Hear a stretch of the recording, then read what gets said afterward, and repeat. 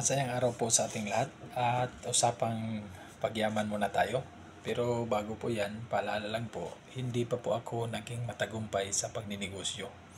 Isa din ako sa mga naging biktima sa nakaraang pandemic na nawala ng negosyo at nalugi.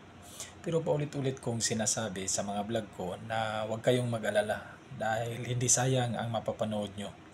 Gamit ang aking karanasan sa pagninegosyo, may mahalagang impormasyon kayo na makukuha sa mga sinasabi ko na makakatulong sa karera ng inyong pagninegosyo. Okay? So, sa usaping pagyaman mga kuya at ate, napakahirap yumaman dahil pinipigilan ng ibang mayayaman ang hindi pa mayaman na gustong yumaman. Bukod sa challenging ang pagiging mayaman na galing sa mahirap, may puwersa pa na pumipigil para makatuwid ka doon sa kabilang mundo ng kaginhawaan. May ilang tao na nagkakampi-kampihan para sa kanila lang umiikot ang pera sa mundo. Kung silang masasamang tao ay nagkakampi-kampihan, bakit tayong mga mabubuti ay hindi rin magkakampi-kampi? Ang problema kasi sa ating henerasyon, tayong mga mabubuti, tayo pa ang nagsusuwagan sa tagumpay ng bawat isa. Tayo pa ang mga mahihirap ang hindi nagtutulungan para makatawid doon sa kabila. Kaya tayo'y nananatiling hindi masagana dahil tayo mismo ay nagpapatayan. Para umasinso at para yumaman, kailangan may iilan kang kakampi sa buhay mo na hindi ka susuwagin kahit gaano katagumpay ang inyong narating.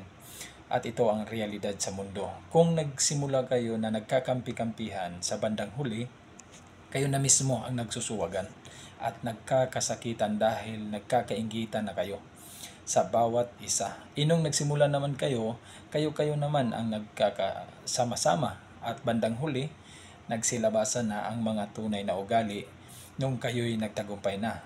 Yun ang nakakalungkot, kaya mas lalong konti ang nakakatawid at nakakatagos sa mundo ng kaginhawaan mula sa mundo ng kahirapan. Mas mahihirap pa, yun palalo ang hindi nagtutulungan. Alam nyo ba na ang mga matagumpay na tao ay marami ang mga kakampi na nakapaligid sa kanila? Binabayaran man o hindi, basta hindi yan sila nag-iisa. May iisa silang grupo na lagi silang magkakasama, mga taong may kanya-kanyang galing. Kaya pagdating sa mga anumang gawain, mas madali nilang gawin. Mga gawain na hindi basta-basta kayang gawin ng iisang tao lamang. Kaya kung gusto nating yumaman, magdesisyon ka na hindi mo talaga susuluhin yan. Huwag kang maging isa sa mga karamihan na nangarap na yumaman pero ang gusto lang nila pagyamanin ang sarili lang mismo nila na pati ang ilang mga kanilang business partner ay handa nilang suwagin para mas malaki lang ang kanilang masamsam kumpara sa iba. Ito ang tinatawag nila na espiritu ng karamutan.